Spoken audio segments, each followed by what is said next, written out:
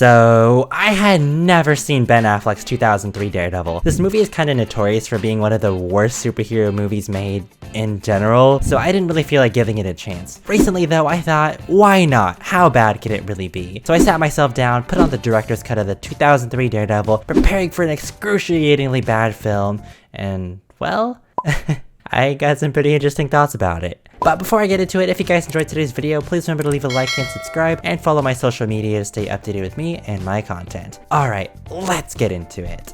Oh, and by the way, I'm going to be spoiling this movie from beginning to end, so if you don't want any spoilers and would prefer to watch the movie yourself, this is your warning. And if you're not interested in watching the movie, I'm gonna format this video a little bit differently so that we can watch the movie chronologically together. So Daredevil opens up both very cool and kinda wonky. We got this nice cityscape shot of Hell's Kitchen, which sets up the tone and environment very well, but the thing that threw me a bit was the editing choices. Like, we're getting a nice slow shot of a church, but it's weirdly intercut with this.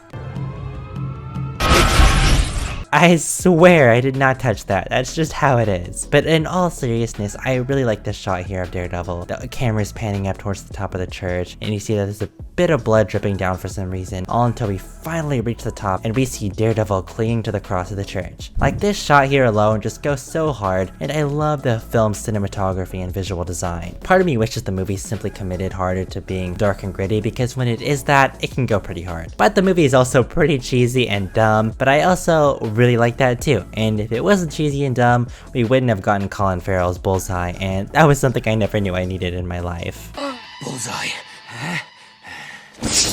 The movie starts out with Matt bleeding to death in a church where the priest finds him there. I don't usually like when movies start out in media res because it feels like a cheap way to get the viewer's attention. But I also think starting the film with Matt as Daredevil and then switching to his origin as a child was the way to go. Starting the movie out when he's just a child wouldn't accurately set the tone in my opinion, so I'll excuse it this time. The stuff with Matt as a child growing up in Hell's Kitchen was actually pretty entertaining. We see him getting ganged up on by these bullies who are maybe a little over the top. Yeah, he's a punk, man. Can't fight.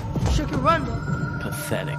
Man, dude's a full-on villain. He's basically being bullied because the kids don't like Matt's father, and speaking of his father, I love the relationship Matt has with his dad, Jack Murdoch. You get to see how prideful Jack is and how protective he is over his son. He is a bit of a mess though, as we can see he probably drinks too much alcohol and he's also a little shady. It's heavily implied that he's working for some crime boss by the name of Fallon. No, wrong Fallon. Unless... But no, this Fallon. And oh my gosh, it's Hector Salamanca from Breaking Bad. A boss can shock me. The conversation ends with Matt promising that he'll never be afraid and that he'll end up being a lawyer or a doctor so that he won't end up a deadbeat like his father. In a heartbreaking scene, Matt sees his father roughing somebody up, showing that he's still working for Fallon. This causes Matt to run away in complete fear, and he gets blinded by a biohazardous chemical. Now this is a little unfair, but I just love how the Netflix version did this a lot more. I think seeing Matt being blinded after trying to save someone says so much more about his character and makes him much more active than passive. Having it simply happen to him by accident is a little boring, to be honest, but the scene where his senses are going off like crazy is pretty great.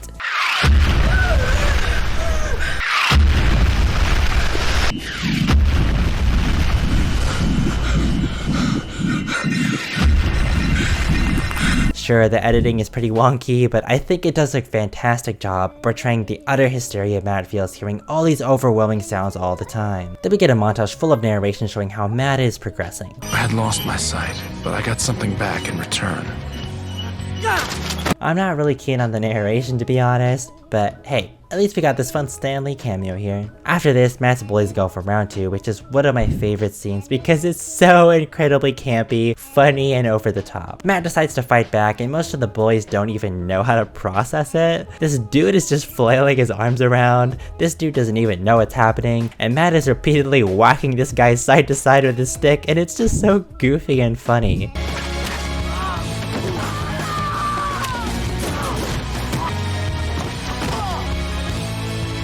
It's so over the top. Oh my gosh, this movie is a masterpiece. Anyway, cut to the fight where Jack Murdock is told by Fallon that everyone that Murdock has beaten recently has been rigged. But now it's Murdock's turn to take a fall. And I love this devilish shot here of Jack Murdock walking to Matt, which literally foreshadows Matt becoming Daredevil as his father walks closer to him. And man, his dad walking into the light here, leaving Matt alone, it's heartbreaking. So Matt's father is prepared to take the beatdown, but he hears his son singing his praises and telling him to get up. Ultimately, Jack knocks down his opponent, but unfortunately leads to his demise.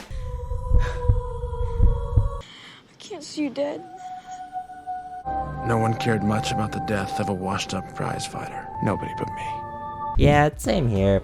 Sorry, Matt. Unfortunately, the death of Matt's father doesn't really do much for me here. I hate to be that guy because child actors are just doing their best with what they are told to do, but my guy isn't really giving a very good performance. And I also think it's the score as well. The score feels more spooky and ominous rather than tragic and sad. It's unfortunate because I think the movie already did a good job of making me care about their dynamic, so feeling nothing here sucks. And again, it's unfair, but seeing already how the Netflix version did it just makes me a bit biased because the show handled his dad's death to perfection. Anyway, we cut to the present and dang, look at this transition from the Mother Mary to Matt. That's another one of my favorite things in this movie. The transitions are all so creative. So in the present, we see Matt sleeping in this weird tub thing. I guess he does this so he can drown out the noises at night so he can sleep, but if it's this bad, how does he function at all during the day? Like, the night should be more bearable, if anything, with fewer people around, so I guess his hearing is selectively bad, or something. Because we also see him crank up the music here to max volume, and it actually helps him instead of deafening him, so I don't really know. I guess I shouldn't question it. And speaking of music,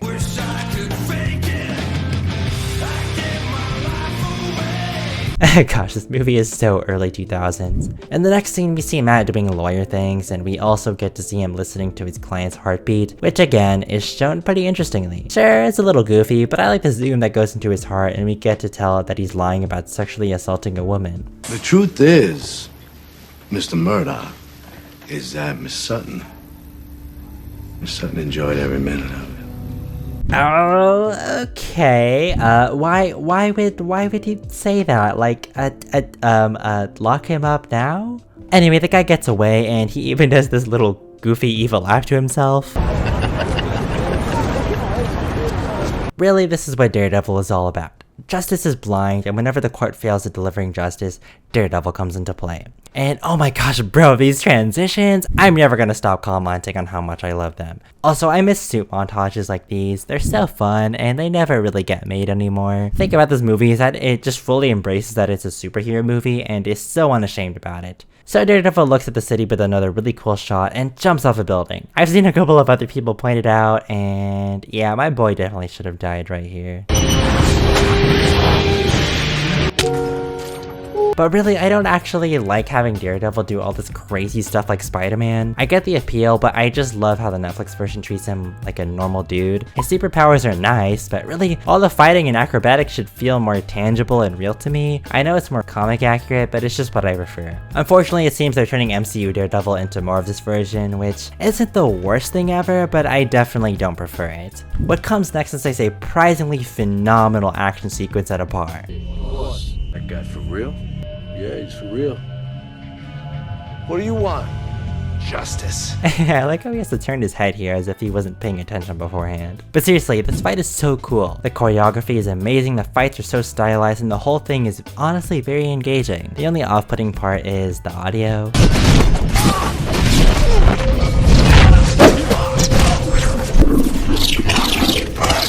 I don't really know what it's trying to convey. Like, is this what Daredevil is supposed to be hearing right now? If so, that's kind of weird. Like, how does he focus on doing anything? Gosh dang. But my boy's out here taking on like 20 dudes at one time. He's sensing all these bullets as they're coming at him so he can dodge them. And then he slides down a railing on top of another dude. There's so much visual style with this fight. There are sparks going off everywhere, bullets flying. The whole place is just engulfed with flames at this point. This whole sequence is so cool. So Daredevil chases Quesada into this train station, and we learn that he focuses his hearing better when he bangs on something. I don't really know how or why that works, but that's a thing for some reason. Daredevil confronts him, and pushes him onto the train tracks, okay? When I first saw this, I was like, oh, okay, this is like a fear tactic. He'll scare Quesada into a life-threatening scenario, so every time he would think about sexually assaulting someone, he would think of this. And right when the train is about to hit him, Matt will pull him out and...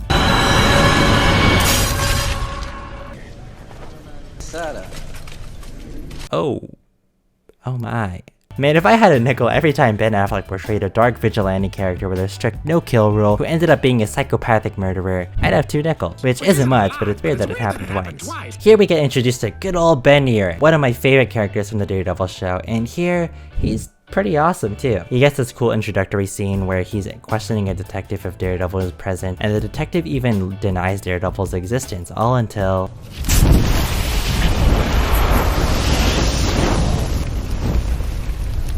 Matt goes home to his apartment where this entire sequence has no dialogue besides this voicemail we hear from a woman who tells Matt that the relationship isn't working because he never lets anyone in. This is great because it's paired up with a shot of Matt's body full of scars, which shows how unglamorous the superhero lifestyle really is. The coolest scene though is when Matt goes to sleep and he hears a shot of this woman being killed, and it's literally visualized for us here. The creativity of the shots and portrayal of Matt's powers is always so unique, despite the fact that they don't always work. So Matt and Foggy are in a coffee shop, and we have this really funny scene with the two where Matt asks for honey in his drink, but they get into an argument which leads Matt to yell at Foggy. So Foggy hands Matt the mustard, and he squirts a crap ton of mustard into his drink. But of course Matt is aware of this, so he switches it out for Foggy to drink later. That's okay. This scene establishes their relationship so well, and I love it. Unfortunately, afterward, we get this very weird and kind of problematic scene where Matt, like, detects a hot woman with his powers or something. Yeah, I don't know. The weird part is Matt comes off a little predatory here. He asks for the woman's name, she doesn't give it, so naturally, Matt decides to track her down and follow her until she agrees to give up her name. Yeah, don't do that, y'all. Also, does he not care about his identity here? Like, Elektra is hiding behind a corner and he straight up walks directly towards her and starts talking to her directly. Wait a second. I don't like being touched. Why don't you tell me what you do like, and we'll start there. Oh man. You see, I was dreading this scene because of a certain infamous fight scene, but I didn't know it could get worse than that. So the two start, like, dance fighting, and it is very, very hard to watch.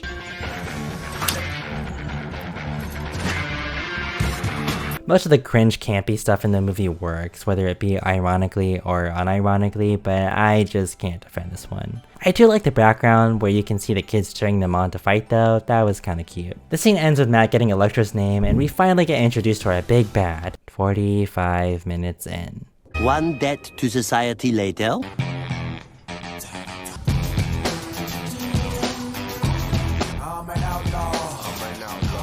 Oh my god, this freaking music, I can't. Wilson Fisk, played by the wonderful and late Michael Clarke Duncan, is introduced, and he is amazing. I love Duncan's portrayal of the character. He's honestly pretty frightening in the movie. Did you know, back in ancient times, they would cut the tongues out of their bodyguards their first day on the job? Yeah, this is the part where you run. The press want a kingpin, so I'll give him a kingpin.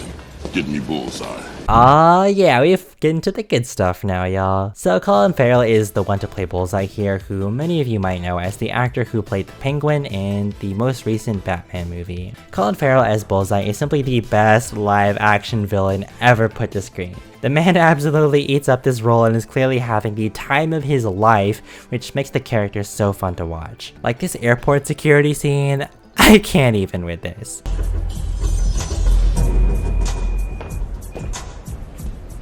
It's got that vibe of someone who thinks they're the coolest person in the world, but in reality, they just look really dumb. Kind of like Spider-Man 3's dance scene in a way, and that's why I love this so much. It's so freaking campy, dumb, cringe, and hilarious. Like this one clip here, for example, where this attack dog is looking sus at Bullseye, but then gets all quiet and submissive when he looks at the dog funny. It's just so good, oh my gosh. And the scene of him on the plane is pretty golden too. Basically, Bullseye is trying to enjoy his flight, but this old lady is annoying him because she's talking too much. Bullseye drowns out the noise with his loud edgelord 2000s music, but eventually he snaps and perfectly launches a peanut into her windpipe and freaking kills her. With this semi-colored fella. What's the word for that? Mulatto. Scenes like this are truly special, not only because they're pure comedy gold, but because it's the last of its kind now. A scene like this would never be made today, and you can argue if that's a good thing or not. To be honest, if a scene like this came out in today's era of superhero movies, I don't even know if I would like it. This movie just has that early 2000s charm that could never be replicated, which makes it even more special. Oh, she's sleeping. Can I get you anything before we land? More peanuts? Also, why is he making these really weird, intense reactions like, chill out? Later in the day, Matt bumps back into Elektra on the street, and Matt brings her up to his favorite childhood view. Elektra talks about her childhood and how her mother was murdered when she was 5. Very romantic. Matt tells Elektra that every time a raindrop hits the surface, it makes a sound that simulates him being able to see, and that he just wants to see Elektra in this moment. And wow. I really want to get back to the tragic childhood backstories after hearing that. Ooh, wow, that's a really cool shot. I like that a lot. So Matt leaves Elektra to go interrogate this random crook talking about the Kingpin. Actually, he doesn't interrogate him, he just beats the ever-living heck out of him, but is shocked to see that a child bear witness to it. First off, I don't know how we didn't hear the child there, but the main thing here is that Daredevil says, I'm not the bad guy, kid. I'm not the bad guy. I'm not. and like, you know, you kinda are. Like, have you seen what you've been doing out here, my guy? That light, the end of the tunnel, that's not heaven. That's the sea train! I mean, it's a neat character arc to have, and it actually reminds me a lot of the Batman movie that just came out, where Bruce is sort of taking things too far to the point that the citizens are even terrified of him. But I guess the difference is that Batman didn't murder people there, so it's a little weird that Daredevil is in this much denial about his ethics and how people would view him. So Matt gets invited to this gala where he meets Wilson Fisk there, and then he shares another dance with Elektra, which basically just repeats their other scene where Matt keeps calling her beautiful and wishes that he could see her. It really adds nothing new. Beautiful tonight. Oh, doesn't she look beautiful? Seriously, is this her only character trait in the movie? It really sucks that Elektra keeps being done dirty like this because it seems to be that she has the capability of being an interesting character, but she just keeps getting such shallow development. Her chemistry and romance with Matt isn't very good either, and it does feel pretty rushed and underdeveloped too. Nothing bad is gonna happen. Promise.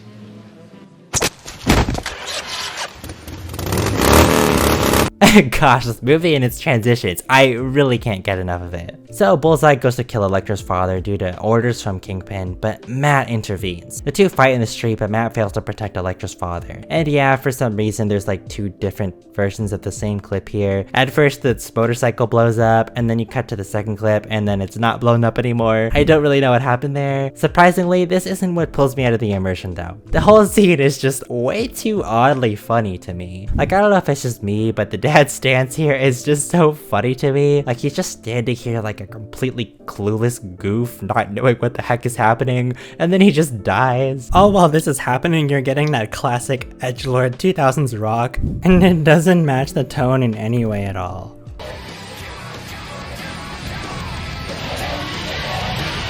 So Elektra blames Daredevil for the murder because all she could see was his baton. Bullseye then seeks revenge against Daredevil because he made him miss one time, and we get this neat little line. Is there anything else? Yeah, I want a fucking costume.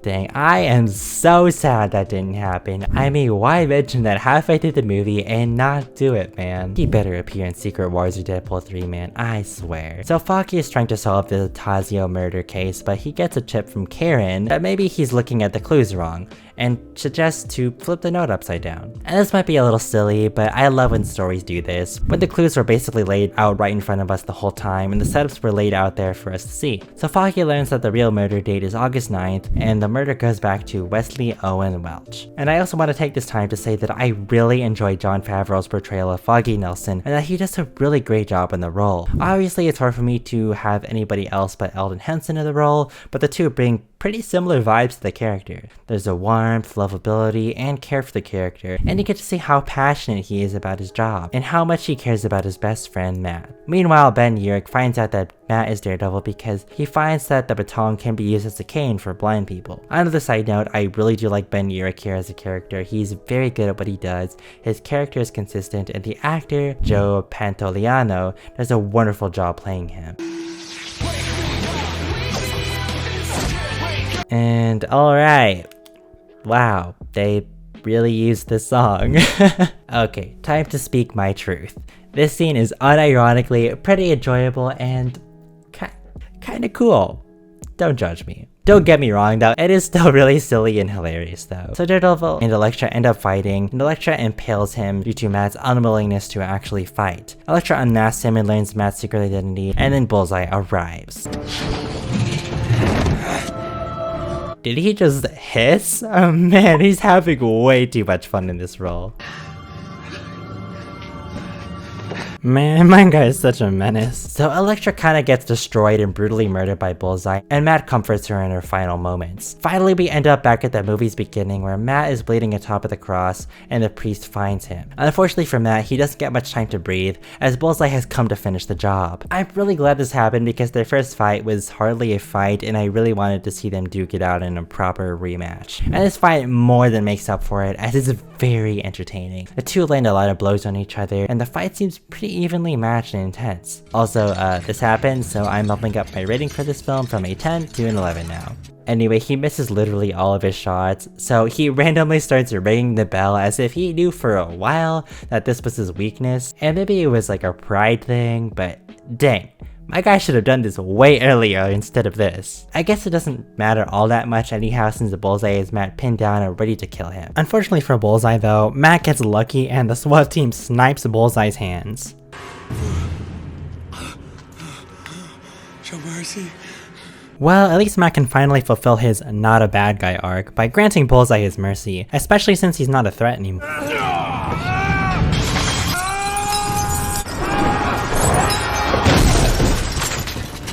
Alright, okay, oh well, so much for the whole you're not a bad guy thing, huh?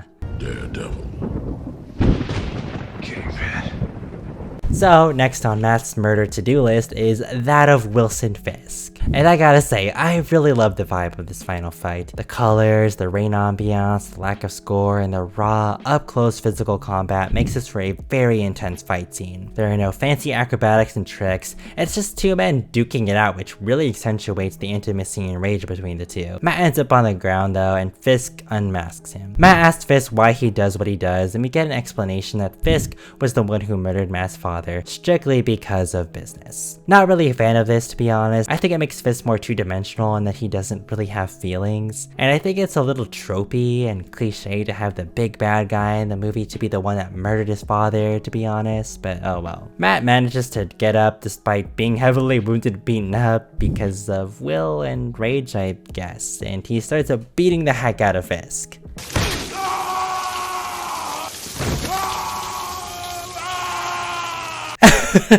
Hey yo, chill dude, he just hit you in the knees, man. No way it hurt that badly. Talk about an overreaction, my guy. Anyway, Matt has Kingpin on his knees, and I don't like that he's gonna kill Kingpin, but hey, at least it's consistent with this version of the character, and... I